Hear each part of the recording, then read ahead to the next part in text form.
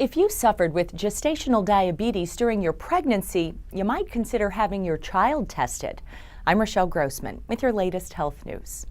Gestational diabetes is on the rise, and new research shows that children exposed to gestational diabetes in the womb are more likely to develop diabetes and prediabetes.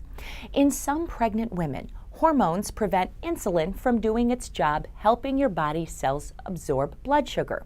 Gestational diabetes usually goes away after pregnancy, but researchers say children whose mothers had it have a much higher likelihood of having above normal blood sugar levels themselves. So if you had gestational diabetes, you might consider having your child tested for diabetes.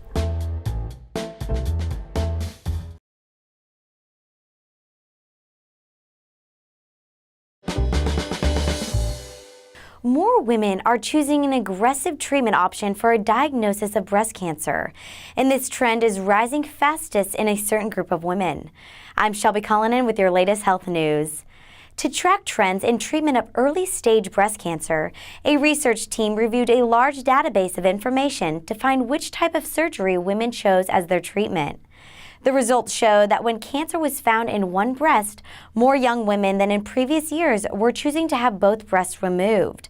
The authors of the study wrote that the chance of getting cancer in the other breast was only 3% in 5 years and 6% in 10 years. They also explained that these rates have been dropping due to the development of more effective treatments. Ask your oncologist about breast cancer treatment options.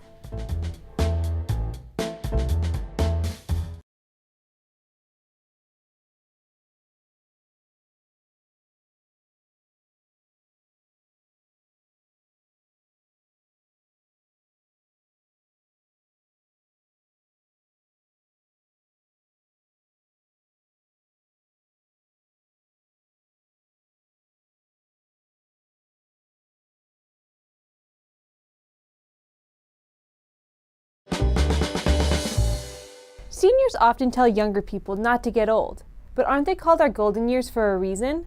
A new review says how the elderly can keep feeling youthful. I'm Miranda Savioli with your latest health news. The contributing orthopedic surgeons wrote that being fit can help with aging, noting that idle lifestyles and medical issues contribute more to age-related decline rather than aging itself. The authors also stressed that diverse exercises benefit the whole body, and a weekly routine should include resistance, endurance, flexibility, and balance training. They also recommend increasing carbohydrate and protein intake if exercising intensely. Talk to your doctor about establishing a healthy diet and exercise routine for your lifestyle.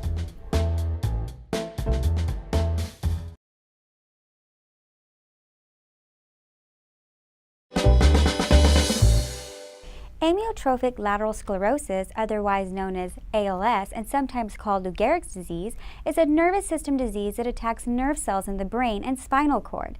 These nerve cells transmit messages from the brain and spinal cord to the controllable muscles. No one knows what causes ALS, but it can run in families. At first, this causes mild muscle problems. The earliest symptoms may include twitching, cramping, or stiffness of muscles, muscle weakness affecting an arm or a leg, slurred speech, or difficulty chewing or swallowing. Eventually, strength is lost and it becomes difficult to move. When muscles in the chest fail, breathing becomes impossible. The disease usually strikes between age 40 and 60 years of age. More men than women get it. There is no cure, but medications to control excessive salivation and frequent coughing can help manage the symptoms. Patients with ALS should do breathing exercises and make sure immunizations are up to date. Physical therapy, occupational therapy, and rehabilitation may help to prevent joint immobility and slow muscle weakness and atrophy. Individuals with ALS may eventually consider forms of mechanical ventilation such as respirators.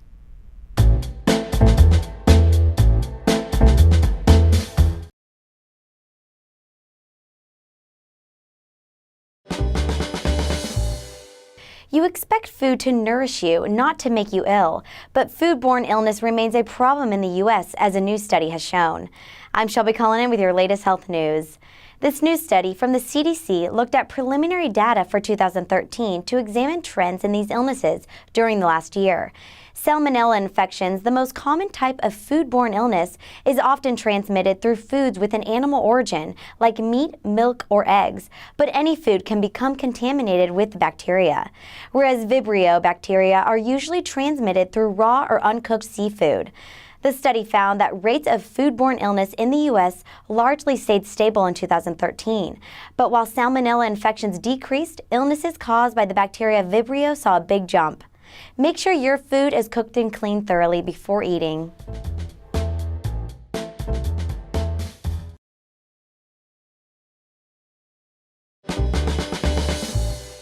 Prescription medications are familiar to many people in the United States, but just how common are they and which types of medication are we mainly using? I'm Sonia Singh with your latest health news. A new report by the Centers of Disease Control and Prevention, or CDC, analyzed the use of prescription meds in the U.S. The report showed that during 2007 to 2010, almost half of Americans had used a prescription medication in the past month, and many of these Americans were using said medications for heart-related issues and cholesterol levels. Speak with your doctor to learn more about the appropriate use of prescription medications.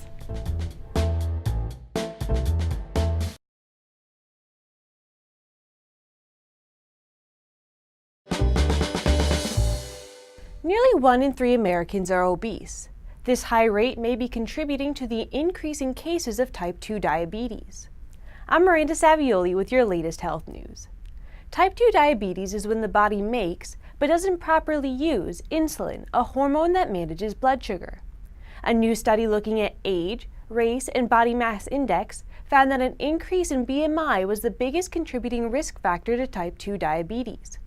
Researchers saw the rates of type 2 diabetes doubled twice over the past few decades.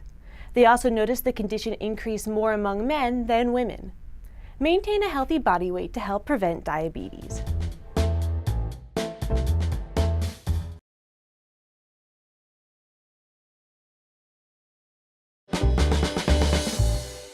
Vaccines are designed to protect against disease, but babies cannot get most vaccines until they're 2 months old, leaving them vulnerable. A vaccine during pregnancy may help.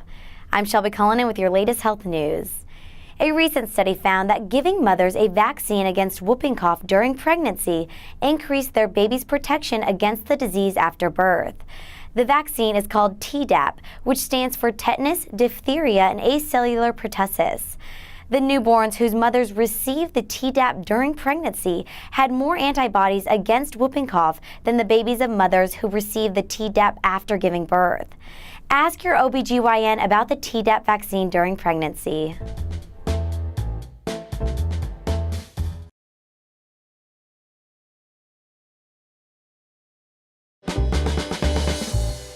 Multiple studies have shown the many health benefits of fruit, and when it comes to heart health, the more fruit, the better. I'm Erin White with your latest health news. The connection between fruit and heart health is not new. The American Heart Association recommends eating 4.5 cups of fruits and vegetables a day for the average adult on a 2,000-calorie diet. Now, a new study from China found that the more fruit people ate, the more their cardiovascular disease risk dropped, and the more their blood pressure improved. Fruit also appeared to lower the risk of death. Compared to those who never ate fruit, regular fruit eaters had a 32% lower chance of dying. Eat fruit daily to help lower your risk of heart disease.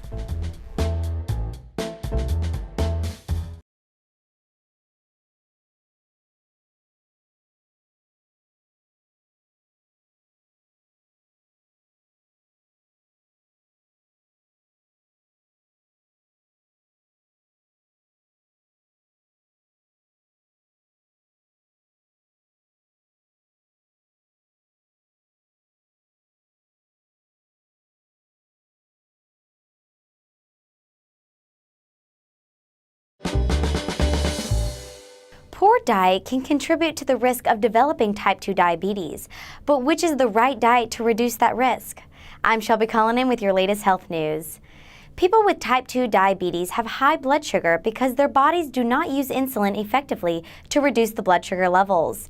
Results of a recent study have shown that several healthy diets, including the DASH and Mediterranean diets, can reduce the risk of developing type 2 diabetes. These diets emphasize vegetables, fruits, whole grains, beans, seeds, nuts, and healthy fats, as well as certain types of lean meats, fish, and low-fat dairy products. Ask your doctor how to cut your diabetes risk.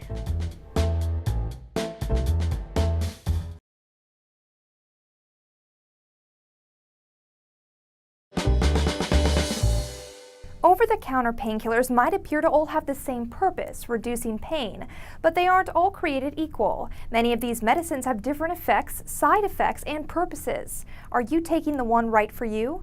I'm Erin White, and this is a health feature. Over-the-counter pain relievers generally fall into two groups: acetaminophen, which includes the brand name Tylenol, and non-steroidal anti-inflammatory drugs, or NSAIDs, which include ibuprofen and aspirin.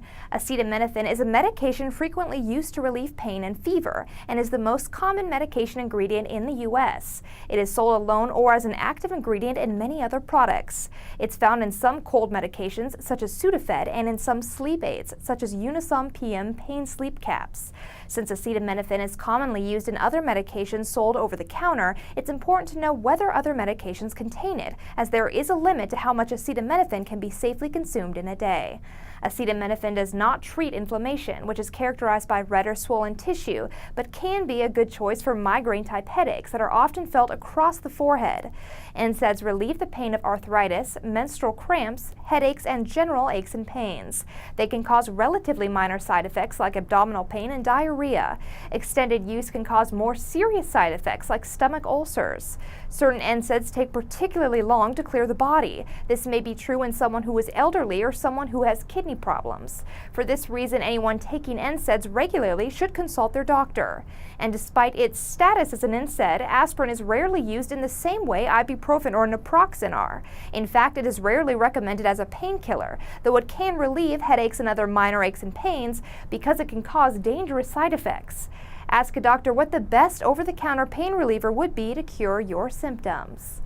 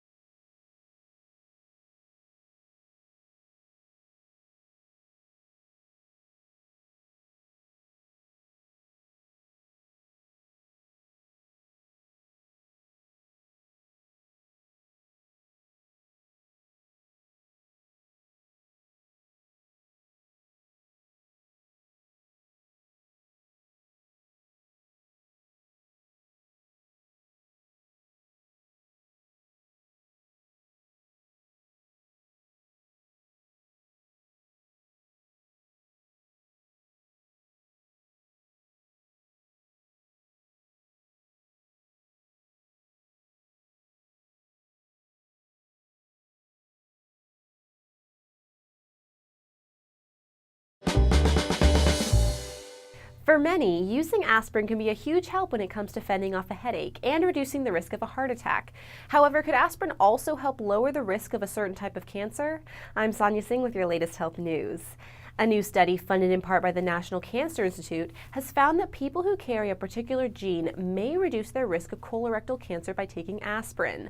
The study focused on over 200 colon cancer cases that developed over the course of 3 decades.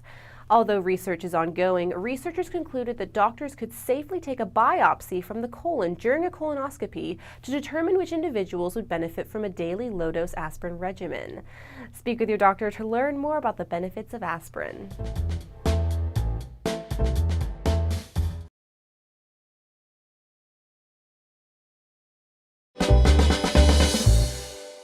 Anemia happens when the blood does not carry enough oxygen to the rest of the body.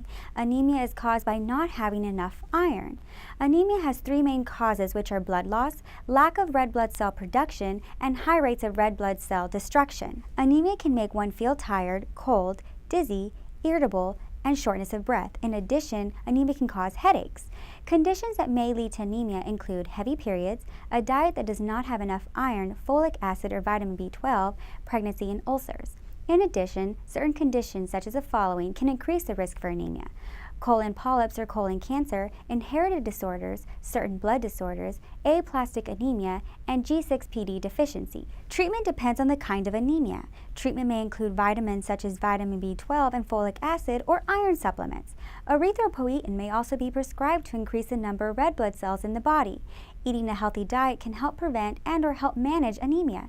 Changes to the diet may be made to raise the vitamin and/or iron level.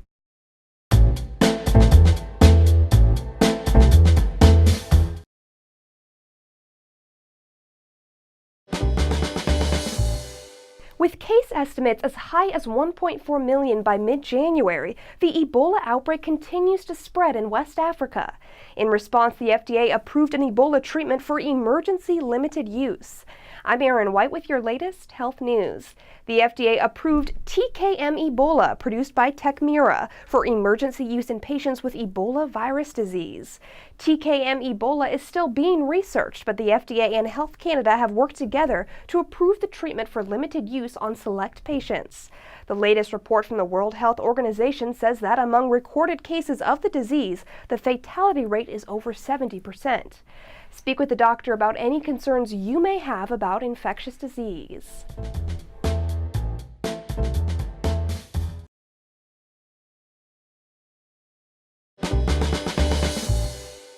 Many people drink caffeinated drinks like coffee or tea on a daily basis. It's possible that even small changes in coffee consumption could affect their health in a major way. I'm Shelby Cullinan with your latest health news. A recent study found that people who increased their coffee consumption by more than 1 cup per day over a 4-year period were 11% less likely to develop type 2 diabetes in the following 4-year period compared to people who did not change their average coffee consumption. The findings reveal that these increases and decreases in type 2 diabetes risk were only associated with caffeinated coffee. Discuss your daily coffee consumption with a doctor.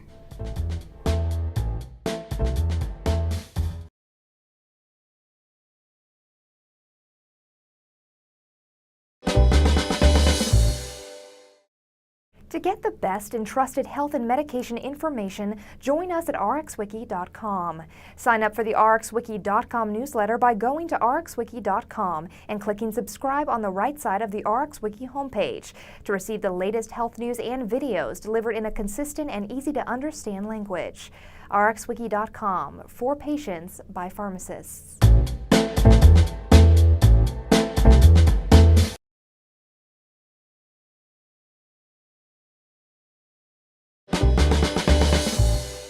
For those with chronic high blood pressure, keeping healthy is essential.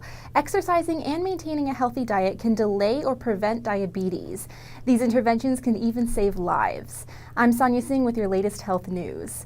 Prediabetes is constantly high blood sugar that isn't quite high enough to qualify as diabetes. A study was conducted with patients who have this condition, some of which were assigned to a diet or exercise intervention, while others received standard medical treatment. Following up 20 years later, the intervention group had significantly lower rates of death from all causes and from heart disease, as well as lower rates of diabetes. Speak to your doctor about diabetes prevention and treatment.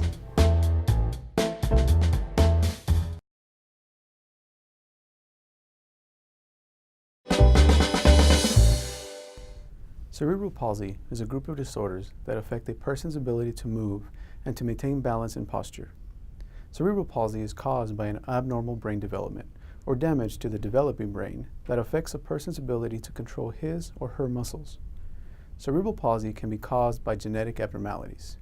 Other possible causes include congenital brain malformations, maternal infections or fevers, or fetal injury. The symptoms of cerebral palsy vary from person to person. Those with cerebral palsy may exhibit a wide variety of symptoms, including lack of muscle coordination, stiff or tight muscles, and exaggerated reflexes, or spasticity. Weakness in one or more arm or leg is also another symptom. People with cerebral palsy may have difficulty walking and may have trouble with tasks such as writing or using scissors. Some have other medical conditions, including seizure disorders or mental impairment.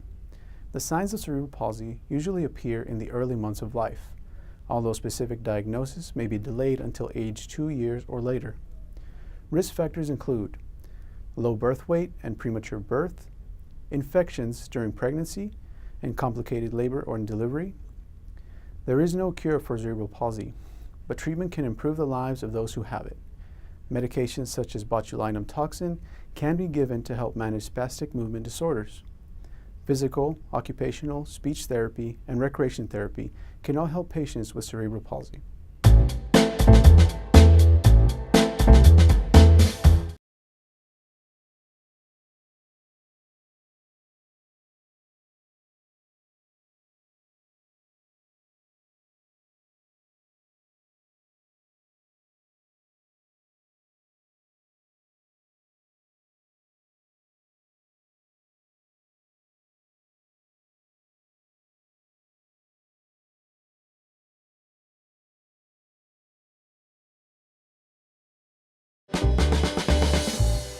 Although children have been eating more fruit in recent years, they still may not be eating enough fruits and vegetables overall.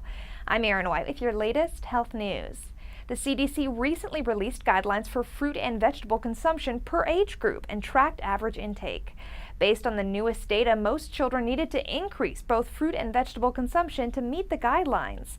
The researchers wrote that eating more fruits and vegetables adds needed nutrients, reduces risk of death and illness, and helps manage body weight. Incorporate fruits and veggies into a healthy diet.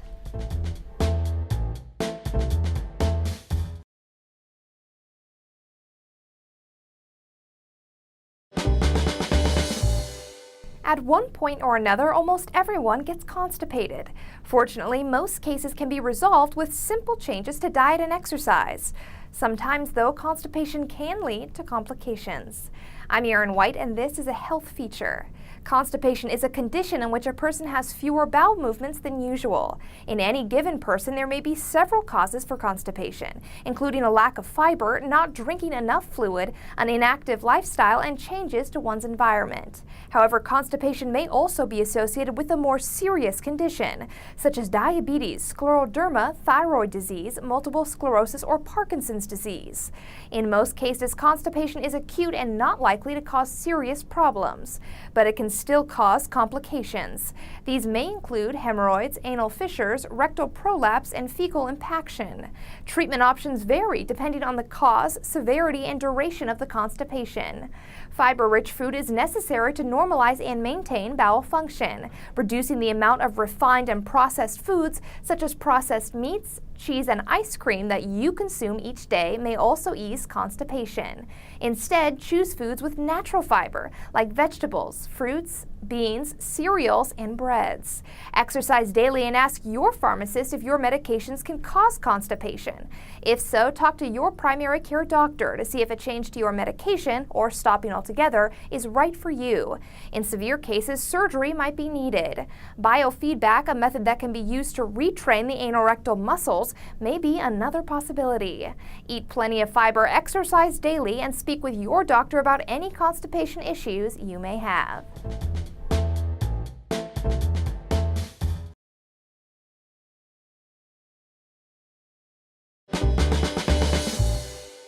A woman experiences a variety of changes to her body while she's pregnant. While these are normal changes, they might influence her alertness or the way she's feeling occasionally. I'm Shelby Cullinan with your latest health news. If any person is feeling tired, nauseated, or otherwise not well, it may increase their risk of an accident while driving. A recent study found that pregnant women who may feel fatigue or nausea more often than usual had a higher risk of a car accident while driving in their second trimester compared to their risk while not pregnant. Be alert and follow traffic laws while driving.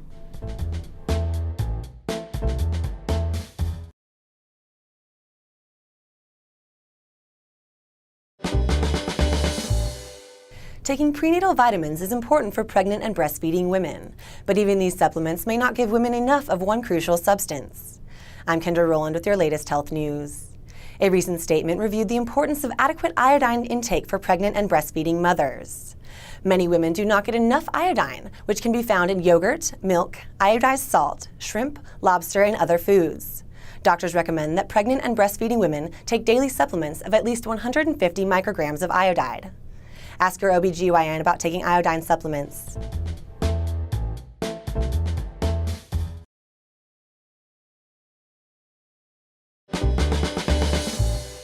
Vitality and strength, two valuable attributes for many men. But how many males are putting their health on the line with testosterone replacement therapy? An FDA panel recently voted to address its use. I'm Miranda Savioli with your latest health news. An FDA committee recently voted 20-1 to tighten use of TRT. The panel reviewed a previous study that suggested men on TRT had a 30% increased risk of heart problems. They also requested further research into the link. The panel recommended the FDA labels TRT more strictly for men with medically low testosterone only, such as testicular cancer patients. The FDA could also stop manufacturers from advertising the medication for age-related testosterone loss. Always discuss potential side effects with your doctor before taking a new medication.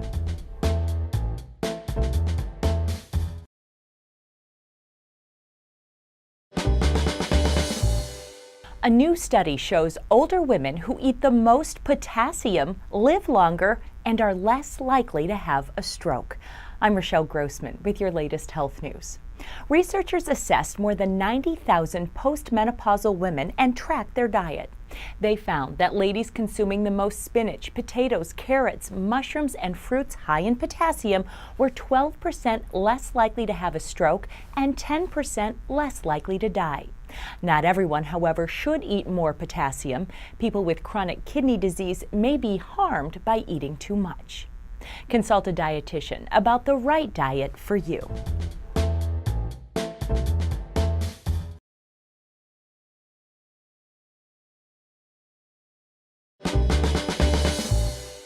Consuming lots of sugary drinks can expand your waistline, but you may not be aware of what it also might do to your blood pressure.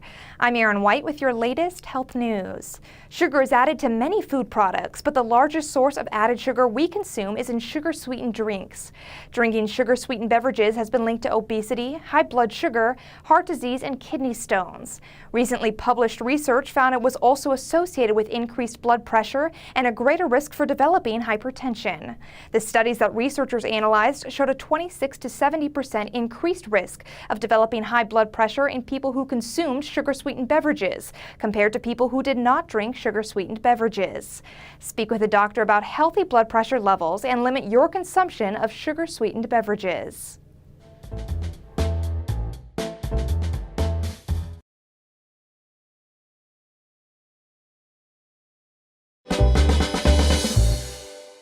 Hypertension, or otherwise known as high blood pressure, is a condition identified by blood pressure that rises and stays higher than what is normal. High blood pressure often has no immediate noticeable signs or symptoms, but very high blood pressure can cause headaches, vision problems, and even damage certain organs. Hypertension that lasts for a long time can cause kidney damage, heart damage, and increase the risk of a stroke. Obese patients, older patients, smokers, diabetics, and patients with poor diets or a family history of high blood pressure are at a high risk of having high blood pressure. Alcohol abuse and illegal drug use can also cause blood pressure to rise. High blood pressure can be treated through healthy lifestyle changes such as diet and exercise, but in many cases, medications can help safely and effectively adjust blood pressure back to normal levels. ACE inhibitors such as lisinopril and diuretics such as hydrochlorothiazide are commonly used to treat high blood pressure. A wide variety of blood pressure medications are useful in different situations to treat hypertension when other medications fail. Preventing and managing hypertension is important to living a healthy life. Maintain an active lifestyle with plenty of exercise and avoid excessive salt intake in your diet. If you have a family history of hypertension or other major risk factors, take the time to monitor your blood pressure periodically.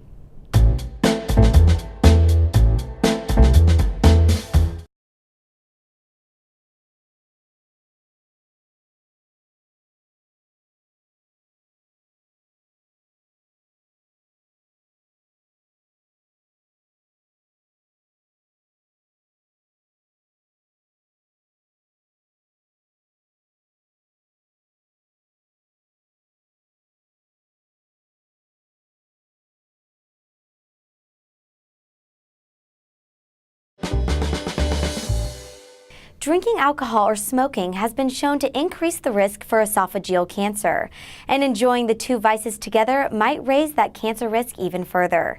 I'm Shelby Cullinan with your latest health news. Esophageal cancer is cancer of the tube that carries food and drink to the stomach. While the combined effect of drinking alcohol and smoking increased the chance of developing esophageal cancer, researchers reported that when the two habits were taken together, the cancer risk was greater than having either habit on its own. The researchers recommended that the intake of alcohol and the use of tobacco be reduced as much as possible. Tell your doctor if you drink alcohol or smoke.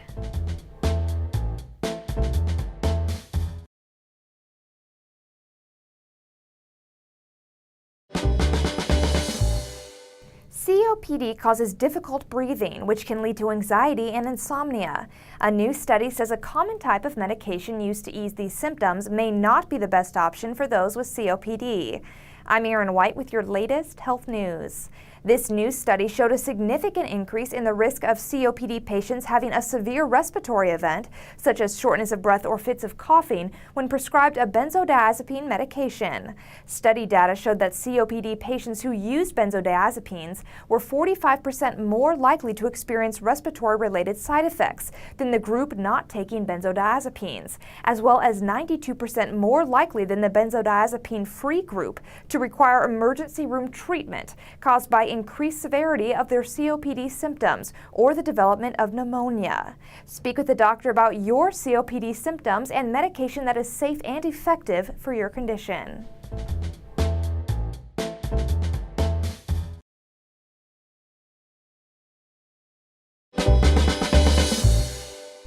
Menopause is the time in a woman's life when her period stops. Menopause occurs when the ovaries stop producing the hormones estrogen and progesterone. A woman has reached menopause when she has not had a period for over 1 year. Menopause usually occurs naturally, typically after age 45. Changes in symptoms may include a change in periods, hot flashes and/or night sweats, trouble sleeping, vaginal dryness, mood swings, trouble focusing, less hair on the head and more on the face. Women can also notice symptoms several years earlier. Some symptoms require treatment such as hormone replacement therapy. Talk to your doctor about the benefits and risks of hormone therapy. Your doctor should be aware of your entire medical history before prescribing hormone therapy. This includes whether you are at risk for heart disease, osteoporosis, or breast cancer. Antidepressants like paroxetine can be given to help with mood swings and hot flashes. Hormones are not always needed to reduce symptoms of menopause. There are many steps you can take to reduce these symptoms. Diet changes such as avoiding caffeine, alcohol, and spicy foods, as well as eating soy foods, can help with symptoms. Women going through menopause should quit smoking and maintain a healthy weight by exercising and eating a healthy diet that is low in fat and high in fiber. Women should always do what fits their individual lifestyle, as menopause affects every woman differently.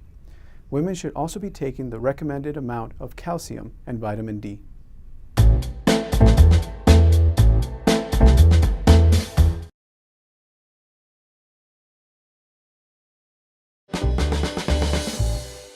The risks of smoking can extend beyond your own health and that of the individuals breathing the secondhand smoke.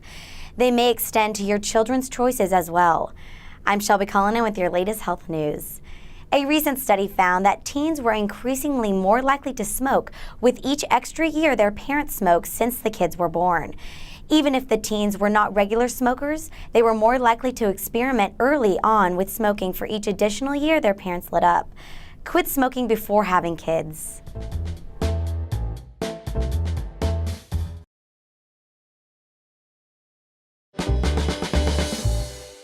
When it comes to lowering a man's risk for a heart attack, medications are certainly helpful. But a new study finds that making simple, healthy lifestyle choices also dramatically cut heart attack risk without any dangerous side effects. I'm Rochelle Grossman with your latest health news. Exercising, not smoking, eating fruits and vegetables, and moderately consuming alcohol all contributed to lowering a man's chances for a heart attack. According to the American Heart Association, hospitalizations due to heart attacks decreased 38% between 1999 and 2011. The risk of dying from a heart attack dropped by almost a quarter. While it's true that medications like blood thinners, beta blockers, and cholesterol-fighting therapies also help, these treatments can have side effects. Aspirin, for example, can cause intestinal bleeding. To reduce your heart attack risk, you should always try to make healthy lifestyle choices.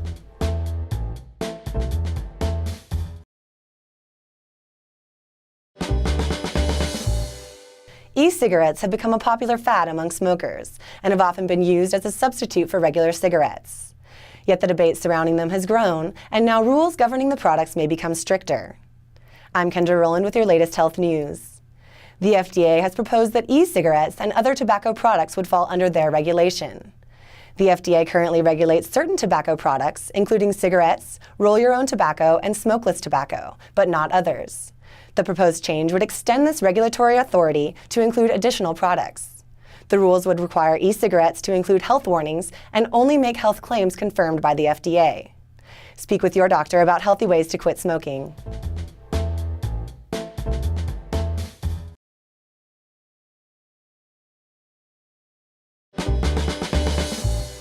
Celiac disease is not common among children, but it may have been underdiagnosed until recent years. Knowing risk factors for it may help parents. I'm Shelby Cullinan with your latest health news. A recent study was conducted of nearly 1,000 children in Italy who were assessed for stomach problems. The children were classified as having either irritable bowel syndrome, abdominal pain, or upset stomach indigestion. The study found that children with irritable bowel syndrome are 4 times more likely to have celiac disease than children without irritable bowel syndrome. These findings mean that parents of children with irritable bowel syndrome may want to ask about screening for celiac disease. Ask your pediatrician about celiac disease screening.